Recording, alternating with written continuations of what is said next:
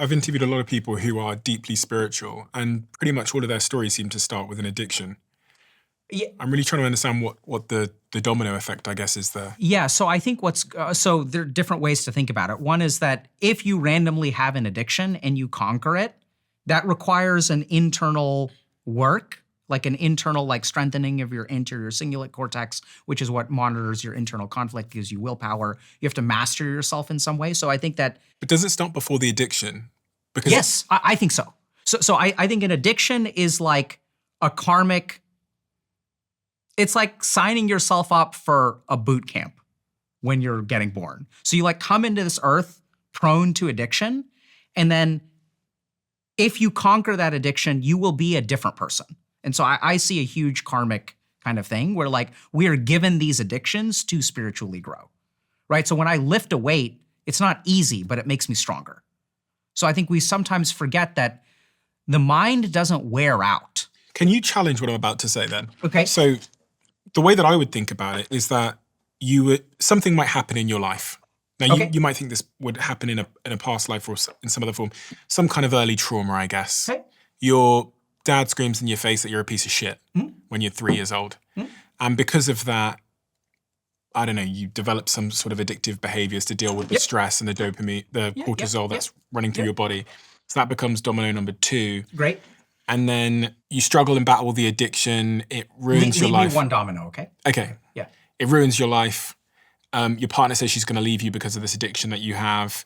So you decide that the pain of making a change is greater than the pain of staying the same. So you go to rehab and you go on the journey. You overcome it. And maybe there is still a hole or a gap. There is. You will not overcome it. The scenario you described, that person will relapse. Okay, so... Okay, so the scenario that you said, okay, was you realize that the pain of not giving up the addiction hurts more than the pain of giving it up. That's not gonna work. So the moment that if you say, okay, the consequences of the addiction are so high that I have to give it up. The reason that doesn't work is because you're being forced. Right? So if the goal of this is to give in to myself and reduce my total amount of pain, if it's a calculation to reduce my pain, I'm still giving into the part of myself that wants to lessen pain. You with me? Yeah. If I'm giving into the part of myself that wants to lessen pain, the addiction will continue. Not 100%, but that's honestly my clinical experience. The way to beat it is saying, fuck it, there's gonna be pain. I'm gonna embrace that pain. I don't need to run away from pain anymore. I don't need to choose the lesser evil. I'm gonna choose the greater evil because it's the right thing to do. Surrender. Surrender and challenge, right? So that's what's kind of confusing for people. Surrender in this case means allowing yourself to walk the hard path, not being trapped by I have to lessen the pain in my life. The domino that I would add at the beginning would be, why were you born in that family? Right? So that presumes a layer of reality that we do not, generally speaking, scientifically accept. Why do you believe in that layer of reality?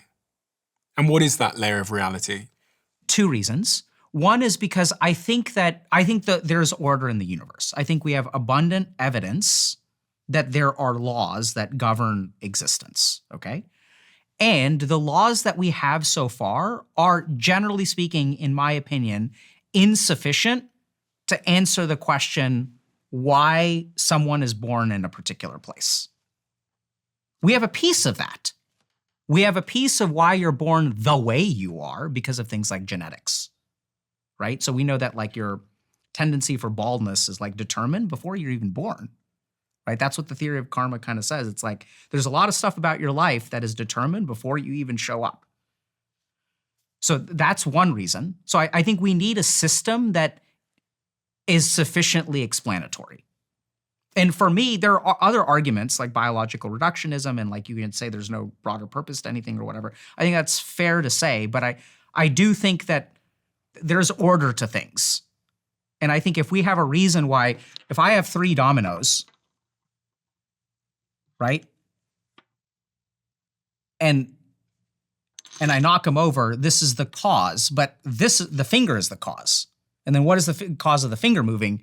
It's the shoulder, it's the head. It's that I am here in this room trying to explain a principle. So the causes keep on going back and back and back and back and back. Until you reach a singularity, right? Which is what Big Bang Theory says, is that cause and effect basically kind of got created. I don't know, maybe physicists understand this better than I do. But what's really fascinating is if you look at some of these old Eastern texts, they say that the universe is born out of a point called Bindu Visarga, which is literally described as a point of infinite energy, matter, and consciousness, which then explodes into the universe. Do you believe in a God? Sure. So I think that what we call a God, so if you look at like a person has like layers, right? So if I ask like, who is Stephen? Stephen has a body.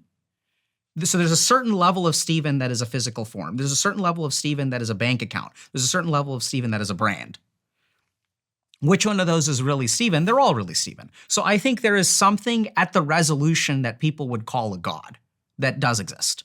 So you think there's a higher power that is somewhat intentional? Yes. Obviously the question becomes, what created that? So this is what's really interesting. In the West, we think of time as linear. So if you ask a yogi, he'll say time is circular. So what's the first season? Spring? I'm confused, but doesn't winter come before spring? So is winter the first season? I see what you mean. Right? So we have this conception that time moves linearly. But there are a lot of conceptions of time that are quite circular. Mm-hmm. What comes first, the chicken or the egg?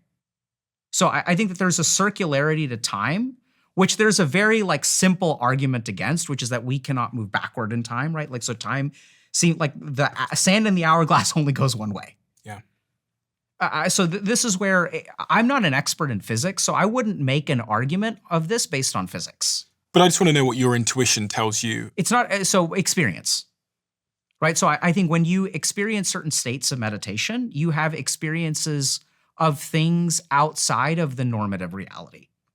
Now, you can also make a biological reductionist argument that those are just illusions, hallucinations created by neurons.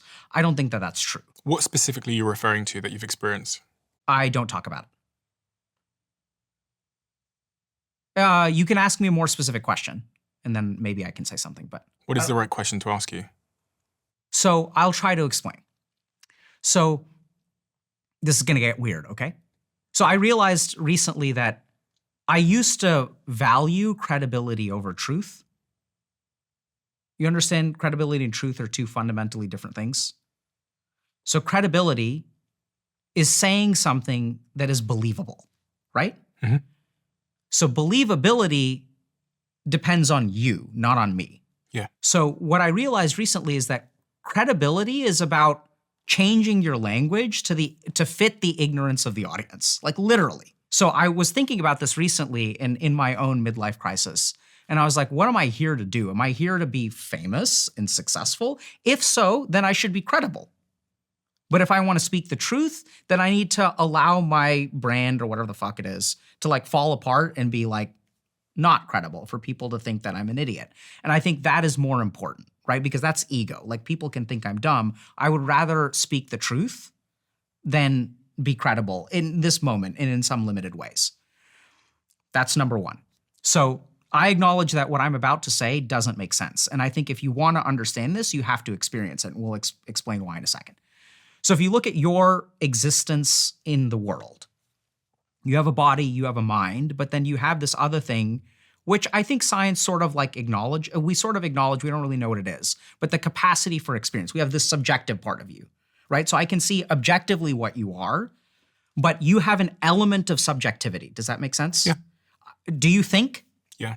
How do I know? You don't? Do I think? I don't know. I assume so. Exactly, right? It's kind of weird. So even when we're like scientists and we say anxiety comes from the amygdala, it's kind of, we're doing something really, really sneaky. We don't know that anxiety comes from the amygdala. We can measure blood flow in the amygdala. We can measure electrical activity using an EEG. How do we know that anxiety comes from the amygdala? Because we ask a human being, hey, when there's blood flow going over here in this fMRI, what are you feeling? I'm feeling anxious. So there is a level of human existence that is subjective. You with me? Yeah. So what science has done is we developed telescopes and microscopes to take our physical eyes and extend them. So my physical eyes, with the baseline sensory organs, I can perceive certain things and I cannot perceive other things. But if I develop an instrument, I can see a star. If I develop an instrument, I can see a bacteria. So I'm taking my natural physical ability and I am enhancing it with technology. With me? Mm-hmm.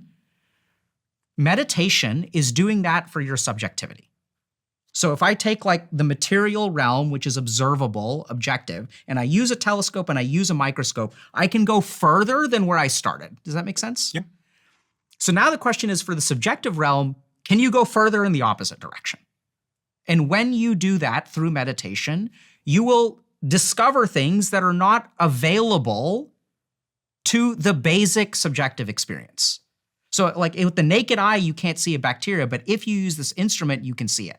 There's basically a spiritual equivalent, a subjective equivalent of a microscope and a telescope that allow you to perceive things using your baseline subjective experience that are not perceivable by normal means.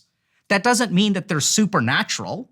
We call them supernatural, but I think this is all reducible to science. We just haven't figured it out yet.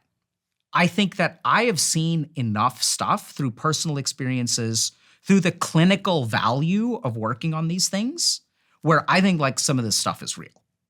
Earlier when I asked you about your experience, you said, I don't talk about it. Yes. Which is extremely rare for you to say, because Yes. you talk about everything, it seems. Like Yes. pretty much most things. I mean, there's not a Yes. question I've ever asked you where you said I don't talk about it. Yes. So I'm curious as to why you don't talk about it. 2 or 3 reasons. One is that it depletes Shakti immensely. It depletes energy. So as you accumulate spiritual energy, there are certain practices that you can do, including helping people, that will deplete your energy. Second thing is, anytime I talk about it, I think it induces a subtle form of ego, right? So it's like, oh, I've been to the other side. Even like talking about not talking about it. So that's why like I won't show up on a podcast and be like, oh, like I've had all these experiences that I'm not going to tell you about. It's real, but oh, by the way. So I think there's a subtle form of ego that I really wrestle with. And I've just learned, so there are 1 or 2 times in my life where I've shared these experiences and it wipes away like my meditative progress for like 5 years. So it'll take me years of practice to get back to having those experiences. And I think I've also been told by my teachers, and now I'm understanding. I didn't understand back when they told me, but I think it's not, and there's other reasons too. So it creates expectations. It creates an imagination. The moment that there's an expectation in the mind will reproduce that experience. Obviously, the viewer is thinking, listen, Dr. K, I trust you, and you're suggesting you've been to the other side and seen something, and I haven't been there, but that knowledge that you have might help me make more informed choices of my life. So tell me what you experience. Yes and no. So let's understand, okay? So any help that I can give, I'm going to give. So like my understanding of this mass extinction event that is happening right now is like a spiritual sense. And I think some people may resonate with that and some people may not. So that's the first thing. Second thing is, if I can help you, I will. I don't think this is going to help you. I think all it's going to do is it's going to create ego. It's going to create an aura around me. I don't want that. It's going to create people hunting for this, which will inhibit it. The more I say, the harder it will be for it to help you. So the best thing to do is, if you're interested in this stuff, I mean, like literally, like what are we talking about here? Let's just stop and think about this. This is crazy. This guy is saying there's stuff after death. There's like these beings out there, right? Like this is wild. This is dumb. This is unbelievable. Exactly. So if you really want to know, and this is what I love about this work, this is the reason I say it. One of the great tragedies of the world today is that it's explored. We know what's behind every nook and cranny. We've mapped the earth. There's no exploration. Maybe deep sea is what's left. Space is what's left. It's so exciting to explore. But most human beings on the planet do not have the opportunity to explore the frontiers of the universe, right? The known universe. The cool thing is that, I don't know if this is gonna make sense. In the realm of subjectivity, no one can explore for you.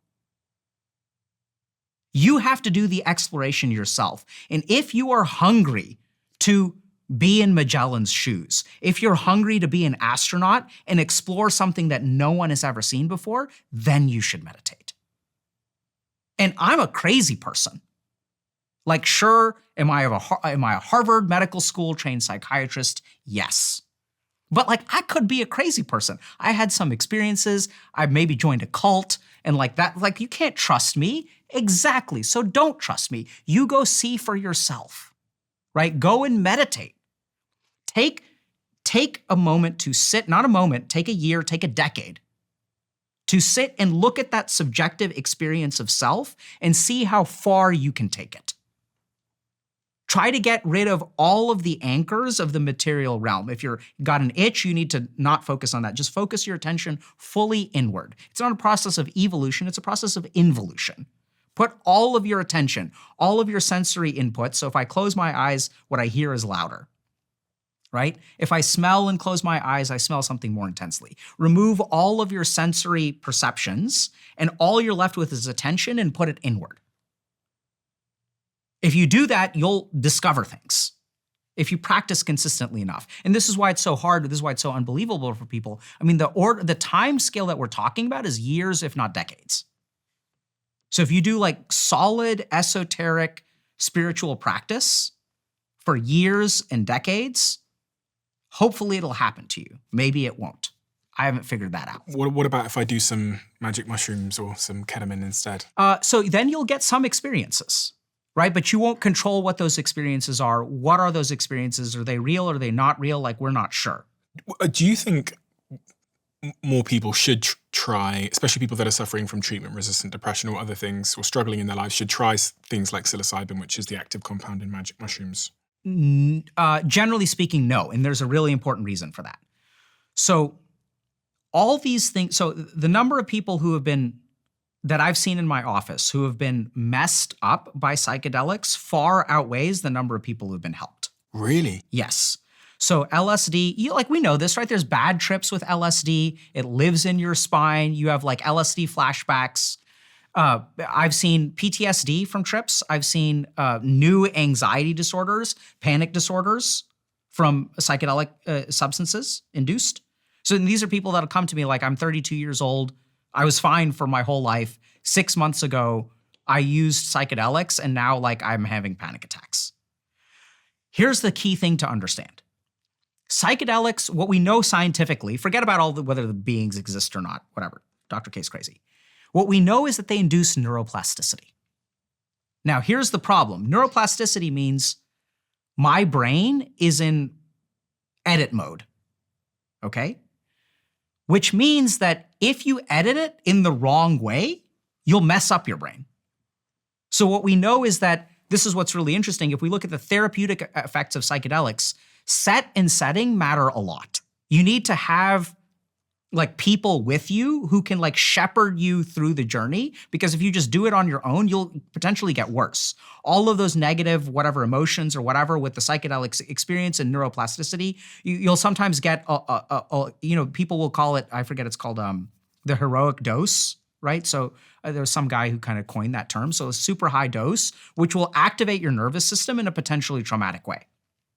So if you look at the history of psychedelics, the way that they've been used, you're helped by like a shaman, yeah, right? So there's someone who knows how to like do it in a way that is positive. And unfortunately, what I've seen is I've had plenty of patients who will like experiment with it when they're feeling really bad because they hear it as healing. But it just messes them up even more, because now they're just going in, they're editing, they have a traumatic experience, some demon is there, it's hounding them, they can't escape, they like wake up from the trip and they're like the demon is like there when they close their eyes and like all kinds of weird stuff. So I think it has to be done in the right way, which the studies also support. That psychedelic, it's not you just take psilocybin and you're healed. What happens is you'll have a trial that has 13 weeks of therapy with 2 doses of psychedelics in the middle. And one really important part is after the psychedelic, the therapist will talk to you about integrating what you learned into your life. Now that you've had this experience of a vastness of self and you feel connected with other people, what are you going to do about this divorce that you're going through? So I think there's elements that make it clinically useful. There are elements that can heal, but you need shepherding. I think there's a lot of data to support that. So you're pro psychedelics, but in the context where it's guided with a trained professional and the setting is controlled. I would say that I am cautiously optimistic about psychedelics. And if we want to talk about their benefits, we need to pay attention to the way in which the trials are conducted and the traditions in which they're conducted. If you love the Diary of a CEO brand and you watch this channel, please do me a huge favor. Become part of the 15% of the viewers on this channel that have hit the subscribe button. It helps us tremendously, and the bigger the channel gets, the bigger the guests.